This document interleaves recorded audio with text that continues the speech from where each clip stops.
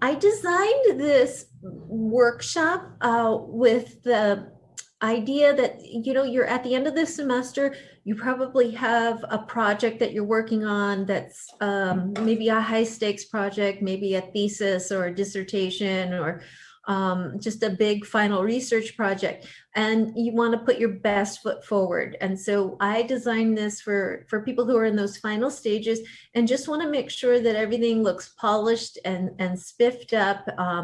And so I'm going to go through what are those kinds of things that you want to look for and pay attention to when you're in those final stages. The things that I'm going to talk about tonight are not things that you would be concerned with at the beginning stages of writing. So I just want to say that at the beginning. I also want to be able to provide you with some information about, just easy to use resources that can help you get immediate feedback, especially if you have a short turnaround time. Let's say that the paper's due very soon and you don't have time to submit it to the Writing Center. There are a couple of things you can do on the fly that will help improve that final draft. But mainly the last objective here is to just give you a strategic and systematic approach to revising and editing. One of the things that we know from the research on composition and writing is that sometimes students don't know where to get started. I don't know if that resonates with you, but you're kind of overwhelmed, and life is kind of overwhelming right now.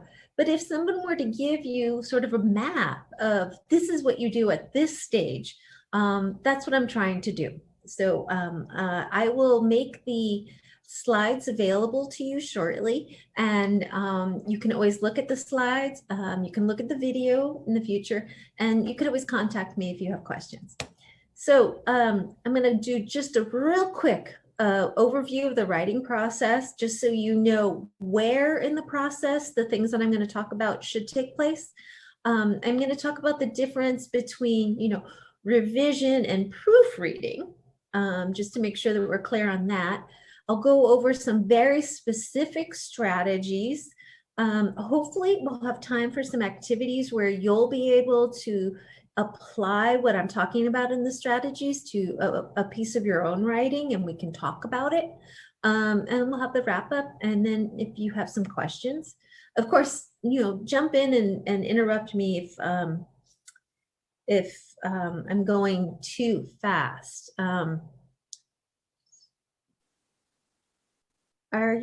Let me see, let's do this. Are you seeing my screen? No, ma'am, I believe you have to do the screen share. Oh, now I can. You can, Mario. right? Okay. Yeah, now I can. All right, so there it is. The writing process. Okay, so, what I want to start off with is that ideally what you have done up until this point, as you've done all of the mental work that goes into figuring out what is your topic and what is it you need to say about your topic based on the research you've done or the experience that you have. So you come up with, your position on it. You have some supporting ideas. At the graduate level, we're using research, we're using primary sources. Maybe we've even conducted our own research. We've done a survey or an evaluation or something. So we've done all of that heavy lifting. So now we're sort of in the final stages of this project. But even at the final stages, there's a difference between when you're revising a document and when you're editing. So revision is really about you as the author. And I have a diagram here where I'm showing this sort of forward and backward motion, because in the revision process, you might move something. You might move a whole passage from one part of the paper to another part of the paper, because it just turned out that it eventually made more sense to be in that section, or based on some feedback you got. So revision is, I got the tool set here and I have the digger here. It's more, it's a lot more heavy lifting. Okay. Then, and what you're doing is you're checking to make sure that things are structurally sound, meaning that it's logical. You've covered all the bases, that you have a strong foundation on which you're making your case, that the work is organized, that it isn't just a random list of main ideas, but that the ideas are being presented to the reader in a way that is moving them through an argument in a systematic, logical fashion. And that things kind of hold together nicely, that there's a flow to the work. So that's the heavy stuff. And after you've done that stuff, then we can talk about the editing. And editing is the cosmetics, if you will. So you build the house, you got the walls and the roof and the windows, but now you want to make it sparkle. And that's where we get into the editing. And an editor doesn't have to be the writer. The editor could be somebody on our writing coaching staff. It could be a friend or a faculty member or another student who's looking at it very closely. That's why I have the magnifying glass. And you're looking at the very sort of sentence level, at your grammar, at your spelling, at your punctuation, at the formatting, if you have to use APA or MLA or whatever they use in the School of Nursing, and so forth. They're looking for diction, meaning, did you choose the correct word for this? Is that the word that means what you're trying to convey? And tone. Are you using the academic tone for the work, or have you adopted more of a casual style? And you have to ask yourself, is that going to be okay with the professor? So today we're really focused in this area on more of the editing kind of work that you can do yourself. So let me just jump in here. So this is the diagram of the writing process, where you have all of that other stuff that goes on. So the thinking and the planning and the drafting and getting feedback and then making revisions. And then sometimes those revisions send you back to the library to get more resources that takes you back to drafting, to reflection. But where we are for today's workshop is here. We're more here in the editing and proofreading stages, just so you know, because I don't want people to think, oh, you jump right into this section. No, good writing, you don't jump into this section, because writing is it is recursive. It happens in phases. It's iterative. So not only is it recursive, you go back, but as you go back, new things emerge and you process those and you work with those. And ultimately, writing just improves with practice. So that's the good thing, is that the way you feel now is not how you're going to feel about it by the time you leave your program, if we have anything to do with it, because we're very committed to making sure our students are confident writers. So next, we will talk about what are the strategies I'm going to go over. Well, I want to make sure that you have some strategies for when you're on your own and you're facing a deadline and you're pretty exhausted and maybe tired of looking at that paper, but you do need to give it another scan. And so I'm going to tell you the things to really pay attention to in those final attempts would be: look at your introduction and look at your conclusion. Look at topic sentences, read the work for conciseness and for formatting. And so I'm going to go in depth into these 4 strategies for you. So when I'm talking about the introduction, here's sort of a checklist for you to consider. Go in there, and sometimes we are working on something so long that we kind of go on autopilot when we read it. And what I'm saying to you today is, don't go on autopilot.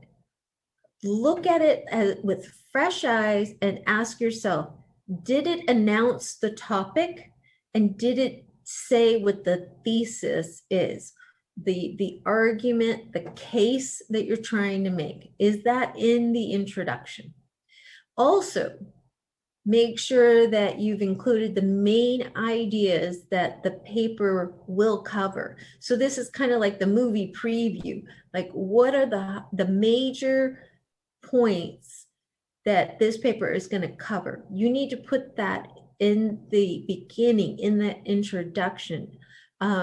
There should be no surprises, actually, for the reader. They should know exactly, this is going to talk about going to talk about the spirituality among first generation college students. Well, okay, what about it? What are those main ideas that are relevant to that topic? Otherwise, I might not need to read this because it might not apply to something that I want to know about, right? So that's what you all do when you're looking at research papers, right? You look at that abstract to see, what does this cover? Does this cover something relevant to me? So your readers are looking at it in a similar fashion. Then you also want to be able to do something that compels them. And also you really want to place your, if you have extra energy to expend, you do want to invest your time and energy in the introduction, because this if there's a misstep in the introduction, it kind of clouds the reader's mind, it kind of biases them, and so you want to come out strong in the introduction. And I'm a professor as well as an administrator, and my background is over 20 years of teaching writing. And so when I get a paper and I notice, oh, already there's an error in the first paragraph, it kind of sets me up for a bit of disappointment. So that's why I always say, like, really pay attention to your introduction, really invest in it, make me want to continue to read.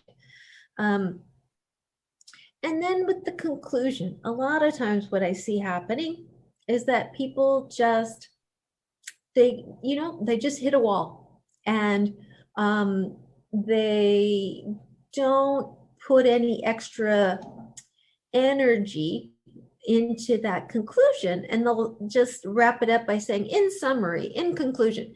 And that doesn't suffice. It's very unsatisfying. Reward your reader. Make it a very pleasing sense of closure. So you don't paraphrase your thesis, don't repeat it verbatim, and then reiterate what those main ideas are. But here's what's important. To provide a sense of closure, you can look back at your introduction and you can revisit a term or a concept or a quote or an idea from the introduction, and think about this sort of as bookends, right? So you had the introduction over here with its main idea and its arguments, and then you have the conclusion, and you try to have an echo going on. Imagine that. And you also would like to get your reader intellectually, perhaps even emotionally invested in what you've had to say by suggesting to them that there's something in your argument or in your research or in the findings section that can be placed in a broader perspective. So if your work is about recycling, and you were looking at some local initiatives to improve recycling, well, in the introduction, you can then say something along the lines of, and if this problem isn't addressed at our local level, what we can anticipate in the future across the county or across the state or across the country is, an environmental catastrophe. So that's the idea. That's part of getting the reader to sort of go, whoa, wow, I really need to pay attention. Well, this was a really good read. Wow, I learned something. Oh, I'm thinking about the implications of not doing something. or of ignoring what I've learned from this. There are implications. So that's what a good conclusion will do. So those are my tips on going back before you submit your final paper and look at your conclusion. I'm going to also say that, when I said that there are 4 things that I'm covering here, these 4 things, I've tried to design it so that they're kind of standalone things. So you need to be selective about what you chose to do. The paper's due in 2 hours. What am I going to do? You can pick one of these things and dive into that one thing instead of feeling like I need to revise the whole paper, or I need to pay attention to the whole paper. No, you can choose one of these 4 things to focus on. So that was introduction and conclusion. Now I'm going to talk about topic sentences. Here's what I have to say about that. It doesn't always happen where people will put the topic sentence in the beginning of the paragraph. So I, as the reader, shouldn't have to get too far into a paragraph until I realized, oh, this paragraph is about taxation on the wealthy to support early childcare. No, so the stuff like that, those main ideas should appear at the beginning of the paragraph. And it's okay at those early stages of your writing that you put all kinds of stuff in there before you get to what it is you really want to say. That's normal and natural. But in the revision stage, you take those pieces out and maybe you tuck them in somewhere else, you eliminate them altogether, just to make sure as you're doing your final pass that is the first or second sentence the main controlling idea. My other suggestion, and I base everything that I give you on things that I've seen in student work, avoid starting a paragraph with a quote. The paper is about your thoughts related to the argument, thesis that you're trying to make.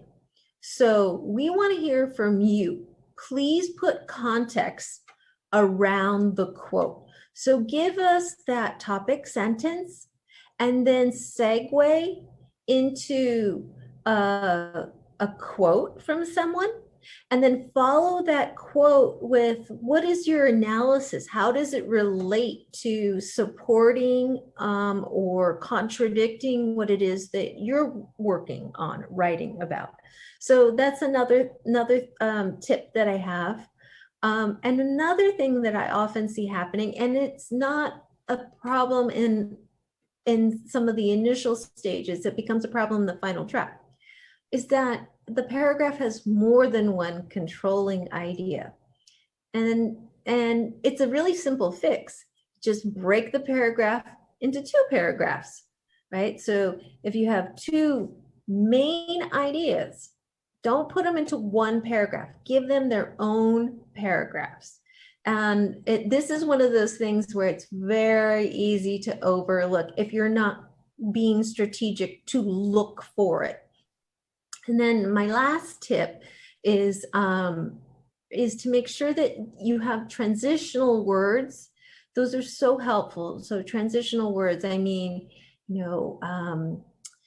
however, similarly, in contrast, you can just Google transitional words and you'll get a whole complete list. And you can use those, attach them to those topic sentences. And it'll be one word that sets the reader up for, oh, okay, now we're going to talk about this, but we're going to talk about it in this context. It's really a helpful organizational dimension to the work. And also it shows coherence. It shows the relationship, because one of the things you want is to show a flow in the reading. So that's where those transitional words come in.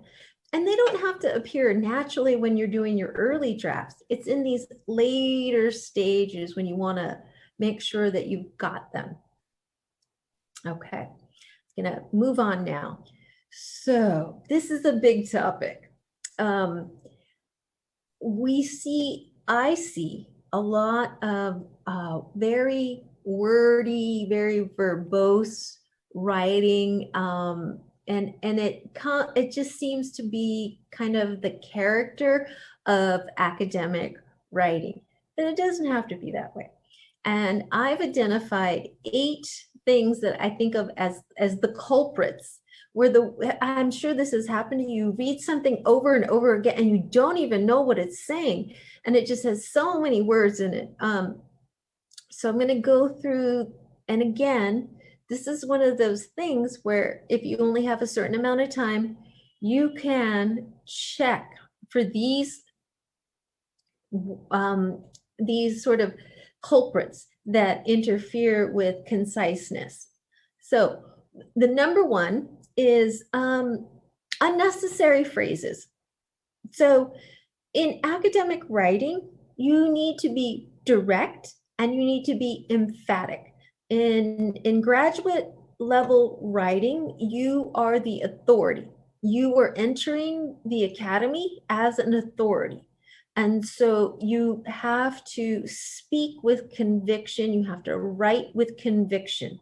So if you did just one thing to improve your paper, if you did a search and find for these unnecessary phrases and removed them, it would not affect the content and it would only strengthen your work. It will give the work the tone of authority. So I'll give you an example. This is a sentence. I think that college has, in some ways, become unappealing to people because they feel forced to major in blah, blah, blah, blah, blah. This, if you have a whole paper where someone is writing in this fashion, it is not what we would refer to as the academic tone. So what do? You eliminate those unnecessary phrases and you just make the statement. You go right to the subject. College has in some ways become unappealing to people, blah, blah, blah, blah, blah, because you just need to say what you're talking about. And in academic writing, very often you're not using first person pronouns. That's not a hard rule, but for the most part, you're talking about the research and you're making arguments. And so you just make them. You don't need to say, I think, I feel, I believe, in my opinion. It's your work. So that is all understood. All right. This is about prepositions. So those tiny words can create some big problems in your writing. And, a lot of us aren't we're not thinking back to grammar and what is a preposition and so forth. So I give you the little chart here, and it's these little words. And they create a lot of havoc in our writing. So how do they create havoc? Well, let me show you. So here's that sentence again. I think that college has, in some ways, become unappealing to people because they feel forced to major in something they're not interested in just to make the big bucks. So what I do in my own writing, because I have a tendency to use the prepositions, is in my final draft, I will do a search for some of these words. I will search for to and in and by, and I'll revise those sentences because usually there's a way to express what you're talking about in a more concise, direct fashion. So here's that sentence again, eliminating a majority of the prepositions.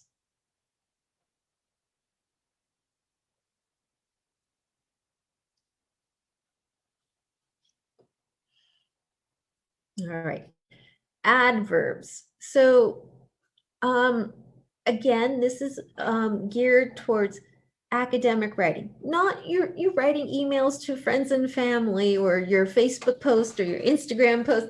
This is about academic writing. What are professors looking for? What are publications looking for? What are conference proposals looking for? So in academic writing, precision is better than emphasis. And the adverb is there to emphasize something. However, it's not descriptive. And so it's better, and it's fine when you're drafting and you've done several drafts, but another tip I have is to do a search for ly in your final draft and see if you have words like definitely, actually, really, truly. They don't convey the academic tone.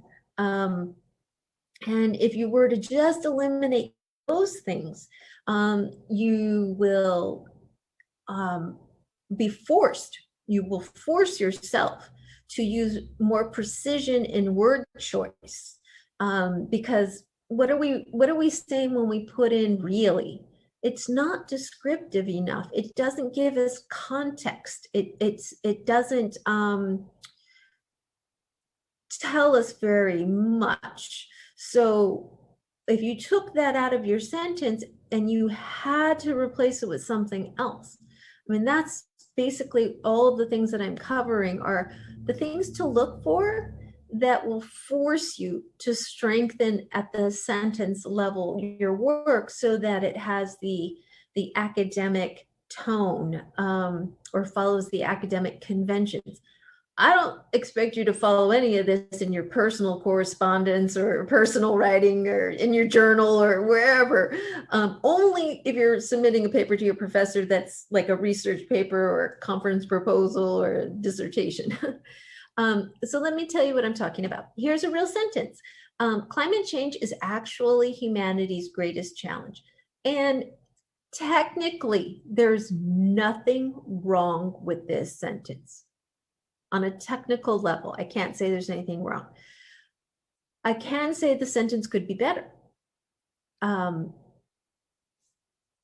If I told the student, well, come back, take out actually, come back and tell me what it is you're talking about.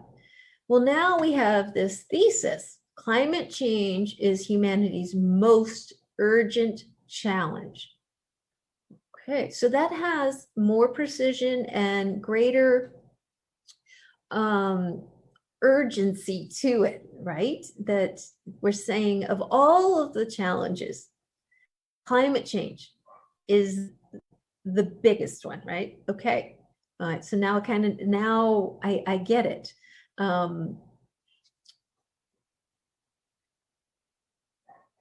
Okay. So the fourth thing that I advise people to search for if they have time and they have a tendency to have kind of wordy writing is to search for ing and tion, to search for those suffixes, because often there's a practice of taking those words and using them in an incorrect fashion that requires, so you're trying to take a word that is a noun and make it a verb, and you add these endings on it, and then the sentence ends up getting wordy. So, so my advice is to do the search for ing or tion, and then ask yourself, is there another way I could convey this by just using the verb instead of adding the ing or the tion? And ask yourself, am I talking about something that's happening in the future, or am I talking about something that's happening now? Because that'll also help you with deciding what ending to use. What do I mean? Here's an example. She is running daily. Technically, nothing wrong with she is running daily. However, you could shorten it and make it more descriptive. She runs daily. And only somebody like me who has spent her entire adult life studying this stuff knows this. And I'm just sharing it with you. You are not expected to know this. It is my job to share it with you. So, but that's one of those little tips, right? And I do this myself. I search my work because what matters is the ideas that you have, and then you beautify your ideas. So come up with good, solid ideas and break all of these rules so that you get everything you need to say out there, and then go back and beautify it. And this is what I do. I search for these different things. This is my system. I'm sharing with you my system. My fifth, oh, I have another example. This is a real student example. In order for frameworks such as culturally relevant pedagogy and culturally competent to work, teachers must have training on how to participate in the implementation of strategies. So only a trained eye like mine would know that there's a more streamlined way to say this sentence. So again, I'm not saying there's anything wrong with anyone who doesn't automatically see there's a better way to do it. I'm trying to share that information. This idea of in order for, it's an unnecessary phrase. So if I'm searching for unnecessary phrases, I can just eliminate in order, and I can start with for students to benefit, right? And just move that. What am I talking about? I'm talking about how do we have students benefiting from these new theories, right? So for students to benefit from culturally relevant pedagogy and culturally competent frameworks, school districts must train, because up above it doesn't say who's supposed to be doing the action. So the school district has to train teachers to implement the strategies, because up above it doesn't tell you very much about who's the agent of action here. It says the teachers have to have training on the implementation of strategies. But how about we say that someone is training the teachers to implement the strategies? And you have a more direct, less wordy sentence. Okay, number 5, the passive voice. So this is something that we used to see much more of in academic sort of publications like journals and academic books, where you never had a pronoun, you never knew who was doing what, or you had inanimate objects performing things that they can't perform. So here's an example. The data tool used in this research was drawn from data that was collected from an interview with 5 open-ended questions. The data tool used in this research was drawn from data that was collected from an interview with 5 open-ended questions. It's a little convoluted, and as the reader, I'm more interested in the human element. So maybe this data tool was developed by Dr. Spencer, or maybe it was a research institute. Tell me the human element. And so in your own writing, be looking for that. So here it was, researchers collected data from interviews consisting of 5 open-ended questions. That's a lot more straightforward. It's shorter, not convoluted, and straightforward. That's the kind of thing that makes for better academic writing. Here's another example. And one of those things that you know you're using the passive voice very often if you see the word by or being. So here's the sentence. As the education field becomes more inclusive and takes into account the varying levels and learning styles, new methods of teaching are being experimented with. the human element is completely missing from this sentence. I don't know who's doing the experimenting. You can infer it's teachers, so why don't we say that? Teachers are experimenting with new methods of teaching. I don't know how you feel about it, but I feel that if this was a paper about teachers and how they are teaching, it's great to actually have that emphasized in the sentence. Teachers are experimenting with new methods of teaching. Okay. The sixth one. These are the infinitive phrases, and another trick, and all of my tricks are in orange. I do a search for am. I don't always search for is, but am, is, are, was, were, be, being, been.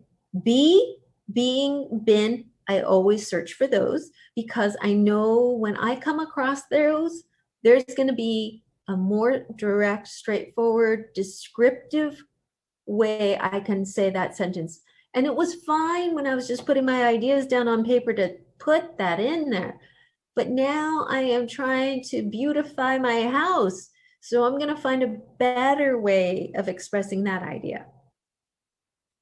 So, the first example was some students are afraid of notebook checks. And again, technically, there is nothing wrong with this sentence. It's grammatically correct. But if you're trying to beautify some work and you want to condense it, and let me say this about being concise.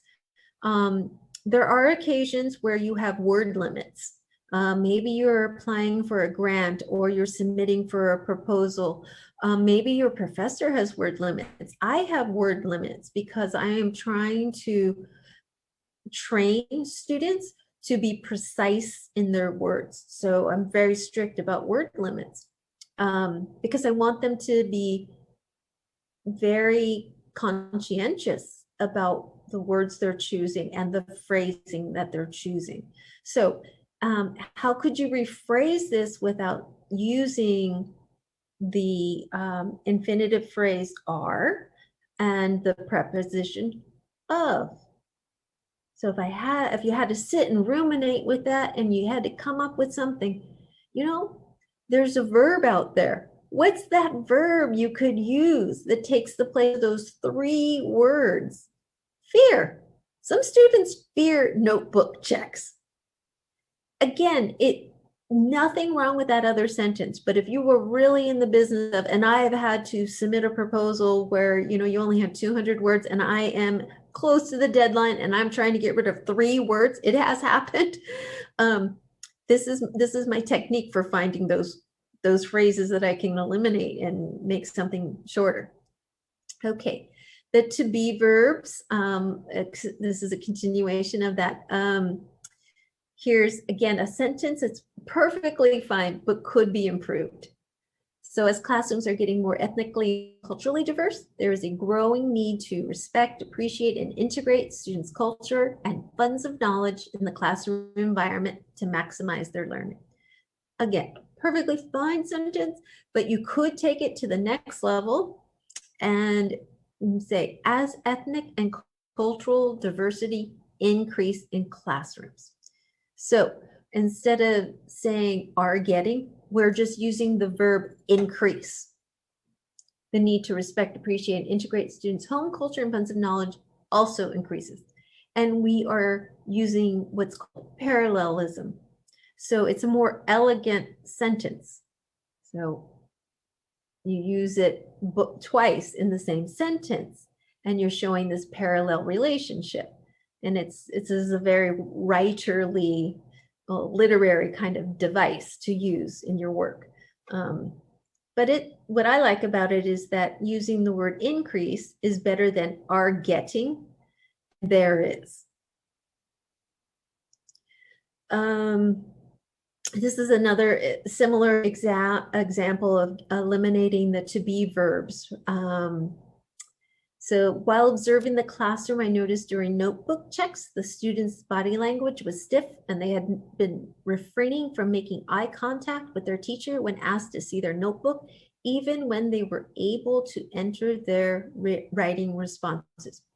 What I like about this example is that for this assignment, students were keeping observation notes of what they were seeing in classrooms. And so this was taken verbatim out of an observation notebook. And what you can do is, if you're going to take notes, then you can polish them.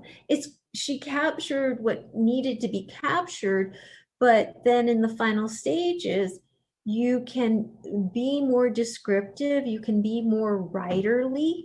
So here she says, during notebook checks, I noticed that students stiffened their body language and they avoided eye contact with their teachers.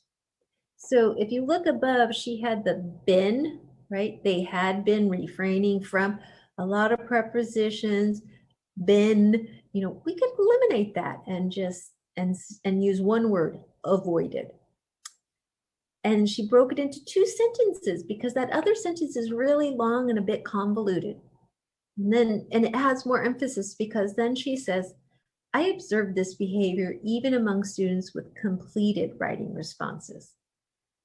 That has more of an impact on the reader. So she describes what she saw, and then she, for greater emphasis, pulls that idea out, makes it stand alone. And that when you have an idea as a standalone in a sentence, it's like you're putting the flashlight on it. And this is a nice revision of what was sort of the rough material of her observation notes. All right. This is a nice example. It is the governor who signs or vetoes bills. What you need to zero in on in these examples when you're finding those tiny words is, where's the verb? Where is the verb? Because that's what you focus on.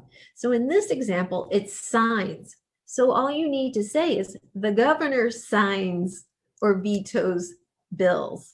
That's what you focus on. So if you are doing this kind of revision and you go, well, what's the next step? I found the tiny words, I found the prepositions. What do I do? Look for the verb.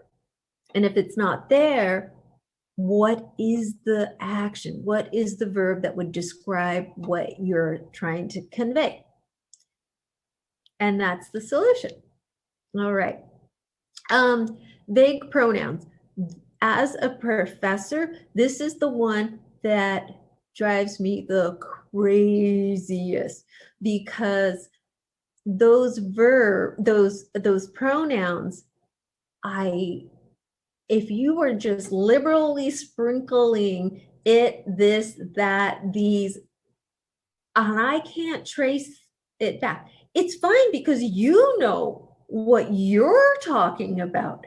But have courtesy to your reader and make sure that we also can easily determine when you say it or they or that or these, we know what you mean. And also what happens, not only can it lead to an issue around a lack of clarity, it can also be wordy and unnecessary, right? So it's great, you're doing your drafts, you just put those pronouns in, but in these final stages of that paper, you want to scoop them up and eliminate them. So here's a sentence, and this is a real sentence from a student paper. It is obvious that LGBTQIA plus students, staff, and families have the greatest stake in schools creating inclusive climates. I can go through a paper and scan it and see all the pronouns and go, oh my God, what am I gonna do? So do that yourself.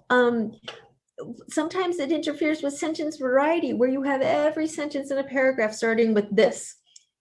And it's something we do, and we don't have to do it if we're going through the revision process. You can start with your subject. LGBTQIA plus students, staff, families have the greatest stake in schools creating inclusive climates. That's a direct, emphatic statement. It has authority. I'm paying attention. This person has made a statement. They're not trying to like, oh, casually get to the topic. They're just making a strong, emphatic, authoritative statement. Okay, the rest of this paper better back this up. That's what I'm looking for. And it's good. That's good writing. There it is. That grabs your attention. Strong. You want in the academic writing, you need to have strong writing. Okay. Here's one of those examples I said where I see the this and the these. I don't even know what the last sentence, it says this requires teachers to have a more in-depth. I don't even know what this is. And to me, it's unacceptable that a paragraph has 3 sentences that are starting with pronouns. I want you to start your sentence with the topic that you're talking about. So we revise it and you'll see that we move from, we start to say, okay, teachers need to discern, and acquiring knowledge will help teachers respond appropriately. The concepts are fine, and it can serve, these vague pronouns can be a shorthand to you as you're trying to get your ideas out. But in those final stages, ask yourself, is this the best way I can say this sentence? Is there something more specific? Can I move the descriptive specific subject closer to the beginning of the sentence and eliminate? I'll ask students to do a search and find for this and to report how many times did you use the word this in your assignment. And it's a wake-up call. Well, so if you have time to do just one thing before you submit your final paper, look for the vague pronouns. Okay. Next, word choice. So sometimes our work is a little convoluted, a little wordy, because we didn't use the most precise word, or the word that best conveys what we're talking about. And that's okay, as we're just trying to get our ideas out. But in those final stages, when you're beautifying your house, you can ask yourself, if you do the search and find and you come across a lot of vague pronouns, or you come across some of those tiny words or too many prepositions like about and of, you can say, is there a word out there that can get this idea out that's just one word? So instead of about several of the merits of, that is clunky. You might not know that right now, but I'm here to tell you that is clunky. And this is just one sentence. Imagine reading a 20-page paper that's this clunky.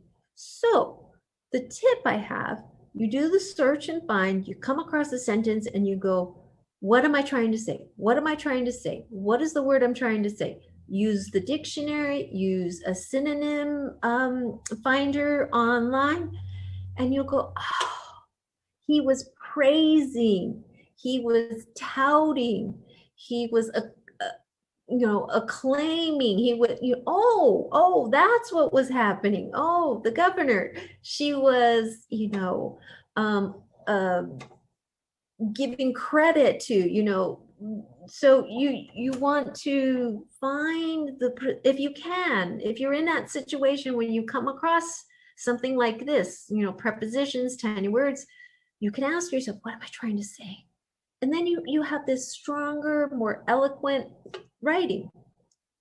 Okay. Here's another example. As reported by Inside Higher Education, students were told by the university administration that tuition would be increased by 3%. Technically, nothing wrong with this sentence, but it could be better. It could be a lot more straightforward. And the way that I found the sentence is I did the thing that I do. I look for by and be. And I saw the sentence, I said, how can I make this better? You know, who announced it? Who announced this? That's what we need to know. Who announced this? Let's just make this straightforward. It was 20 words and it got down to 12. And it isn't ever just about the one sentence. You can be forgiven for having one verbose sentence. It's about having an entire document that's written in a very convoluted or a very bloated fashion. And so these are tips to help you eliminate that, right? So look for the passive voice, look for those helping verbs, the be, look for by, and you know, what about word choice, right? You can like ask yourself, how can I make this better? What's a better word? What's a better word? So that's the takeaway about how to make your writing more concise. I said you'll have access to these slides and you can just have this little cheat sheet by you and you can just go through, and it doesn't take much time, honestly. Once you know what to look for, this is the being systematic about it. Once you know what you're looking for, the revision process can be can go quite quickly. All right. Then the last strategy I suggest is it is to look at your formatting. I know in SOLS we use the APA formatting, which says that margins have to be a certain style and headers have to be a certain way. And so my suggestion is to, you know, make sure that you're using whatever the format is, you know, the font, the margins, whatever, make sure you're doing that. I also recommend to read through and make sure that you cited all your sources. Make sure that anything that is not an original idea of yours, you've given the original person or people credit. I also suggest that you look at your in-text citations. So if you do have a direct quote or you have a paraphrase in the text, that you've properly cited it according to the format. And then the last thing is to look at your reference page. Many people these days are using citation management software, and unfortunately they're unreliable. They're wonderful for archiving your articles and collecting a database of your material. However, sometimes when they are exported, they are incorrect. And maybe it's no fault of their own. You know, the APA, if you're using APA, has changed. So we're now in APA 7, we were in 6, and perhaps something was entered under APA 6 and got exported in APA 6. So, you know, I do provide you with resources that are current when it comes to the APA. But just do yourself a favor and make sure, like, is the citation supposed to be italic or quotation marks? Know what that is and look at your reference page and give yourself plenty of time, because the reference page takes much longer than you realize. Okay, I'm going to stop.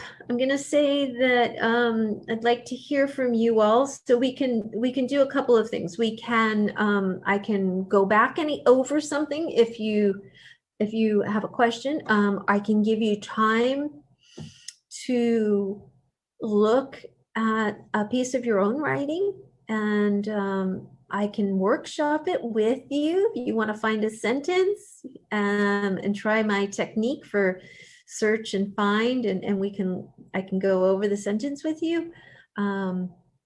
So why don't you unmic yourselves and tell me what would work for you?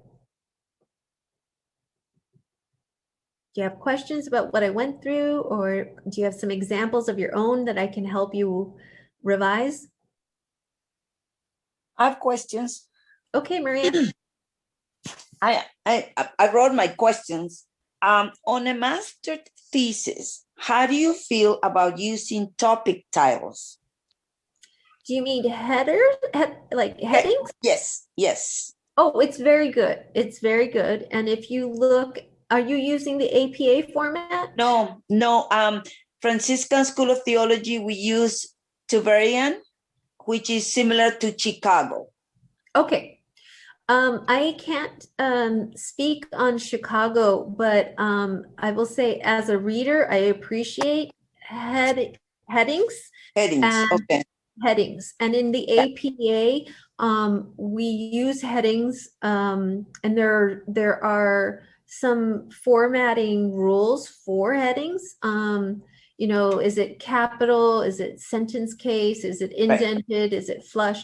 But for the reader, I always think that they're really helpful for organizing main ideas and sub ideas. Right. Okay. Okay. Another question. For example, I am doing my thesis on one chapter is dedicated to a feminist theologian. Okay. So when I have been reading not interviews, but I've read one PhD dissertation, and the person writing the dissertation put some of her personal opinions, and I didn't think that was. I mean, is that allowed when when you're describing the feminist theologians? I mean, this is how she feels. This is how she writes. This is her theology. I mean, we don't put in like, well, I don't agree with that, or I do agree with that. Do we? Well, it's up to a committee to make the final decision on matters like that. I would say that in terms of conventional academic writing, it is a bit of a departure. However, we have been seeing more diversity in academic writing, and there's a genre called autoethnography. I don't know if you're familiar with that, but it is it's like action research, or it's a research in which the researcher is part of the research. So if the person is doing that genre, then it is understood that they'll be the first person in it. Yeah. Okay. And then another question I have is, I do like writing and saying what it is. I mean, I thought that was not positive, but I do like how we do emails and stuff. Just tell me what you want to say, don't just, but when you're doing a thesis and stuff, isn't that when you're reading, isn't that kind of hard? Just boom, boom, boom, as opposed to, I don't know, putting some quotes or, doing, I don't know, just. No, there is a difference between having unnecessary phrases and being direct. If you closely scrutinize some of the published academic writing, not theory, but research, you'll see that it is, like you said, more like boom, boom, boom. And that is because, Maria, there are usually word limits on journal articles. Also, there isn't, it's not about being, fluffy, right? It's more dry. If you had to describe the tone of academic research writing, often it's dry, meaning like it's not flowery. Okay, but that's not the same as saying use quotes, not use quotes. in academic writing, what we're very often looking at is paraphrasing the research that's been done that relates to what you're talking about. And so you could say something like, in exploring the role of women theologians, much like what I can't think of somebody, but sister so and so had to say, blah blah blah blah blah. That's fine. So if you look back at my slides, what I'm saying is those phrases that don't add value or content are the ones to take out and be direct. Okay. One example that I am thinking about is when I wrote one, it was one chapter, and I was trying to list all these methods are like this, A, B, C, and D. And then my counselor said, well, try not to be, try to do it in like kind of a different format, like a story type. So then I said, oh, okay. Well, I would say, and perhaps what she was thinking is having more cohesiveness, having that sense of flow. Okay. So is there a way that you can connect what you were saying to what came before, or Okay. or bridge it? Think about having verbal bridges, a verbal bridge to the paragraph before, and a verbal bridge to the thesis statement. So something that kind of transitions us into it. Okay. And another one. Oh, Maria, I want to make sure that Mario has a chance. Oh, yes. Sorry. Yes. Let's check and ask Mario. Mario, do you have a question or something I can clarify? No, I appreciate your time. This has been, I have a lot of takeaways that I've been writing down, like the no-nos for the academic writing. I feel like a lot of times I start with, in my opinion, or I believe, so that's good. I'm just getting started. So my first class is coming up next month. I seen the class was posted, so I really want to get ahead of the game and That's figure good. out, okay, what do I need to do to ensure that I'm writing quality papers? So that's really what my takeaways were. I think she has some really good questions, so I'm just kind of in the background paying attention. So I'm very thankful. Oh, right, great, right. Oh, and then you can hold on to the slides as like a little, primer to help you when you're going through your actual papers. Yes, ma'am. And how can I find these slides? If you can remind me, please. Yeah, let me give you the link in the chat box. I will do that right now. But okay, so Maria, tell me, what is your next question? Okay, my next question was about quotations. Okay. The way I felt was I was using the quotations to start a paragraph with the idea that it was relevant to what I was going to say. But I think my advisor didn't like that either. So I just took them off. Because I found something that was relevant, right? So I said, oh, this is excellent for what my paragraph is going to be about. So I would put it at the beginning of the paragraph. Okay. And some of them he said, okay, well, this is not relevant or something. And I said, okay, I'll just take it off. Oh, but that was my idea in using the quotation at the beginning of the paragraph. Oh, yeah. Don't use it at the beginning. Put the context in there and show how it is relevant.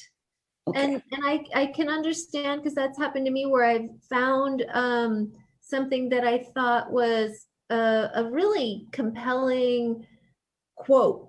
And I want to use this. And where am I going to use this? And I will hold on to it, I'll copy and paste it and I'll hold on to it. So, and sometimes those things can go into your conclusion, where you bring it back in and you tie it in for us, right? So that it is about creating that flow and that cohesion. And just take that quote and think about what kind of little, like those, like the little ties that go on the loaf of bread. Like, how can I tie this into, what paragraph can I tie it into, and to make it relevant? relevant. Okay. Thanks. You're welcome. No, I get it. Sometimes you find something and it's just like it's so good and Yes. you want to use it, but you haven't yet found the appropriate place. So, and maybe what it is going to be in your conclusion. So I just put the link to the slides in our chat box. So Maria, do you have another question? These are all great. I love it. No, because I'm in the middle of writing my thesis. So I already wrote one chapter, and but I find that when for graduate students, when you're writing a thesis, there should be a class to tell you exactly like how you're doing it. But just that's how I feel. So I'm learning as I'm doing it, and I guess that's what it's supposed to be. Well, I disagree that's the way it should be, because I think that nobody walks in the door as a graduate academic writer. You learn it as you're doing it. You're right. And the reason that Souls started the Writing Center for graduate students is that we didn't think that students should be learning the academics skills while they were in school. We want to be able to give them that support instead of them just doing it all on their own and just getting feedback from a professor who's not teaching writing in the class. Exactly. We wanted to provide the writing coaches and the workshops and then the videos on our website, and we have some other resources on there that you can look at to learn about other things that might be relevant to where you are as a writer. And it is a process, of course, and you're only going to get better the more you do it. Yeah, and I find it is so time consuming. Like like you said, I'm writing my thesis, and I said, okay, this doesn't go here, this goes here, and then everything just shifts. So then I learned, okay, well, I can't do my bibliography citations because everything just. So I'm learning as I'm writing. I said, oh, okay, I'm do my citations last because I do move things around. Oh, these could go here or whatever. That sounds like you have a good writing practice. Well, I'm learning as I'm doing it, and I make mistakes. I'm like, oh my God, where did I get this from? Oh, to make notes and, so always have where you got it from. Because if you don't have where you got it from, then you can't use it. That's right. That's right. So there is, let me show you my last slide, actually, because I had, I wanted to, where are my slides?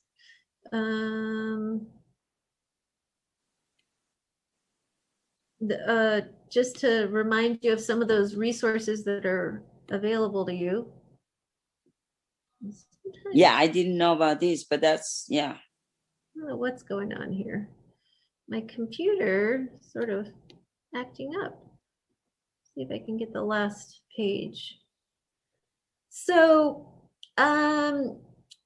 you're talking more the early stages of writing when you are in that process of still moving things around. But my last slide has stuff that's helpful when you're in the last stages that okay, so you have the Souls Graduate Student Writing Center, and the coaches take anywhere between 48 to 72 hours to get the feedback to you. So that's one of your options. Then if you're using Microsoft Word, there's something called the read aloud feature.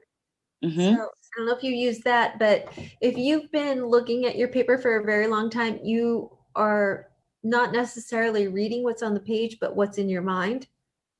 And we've seen a lot of research that shows that's why we miss things. So you could have Word read it aloud and catch it, or use the spell check. You'd be surprised how many times the student will turn in a paper to me and I will open it and it'll have the little red lines underneath.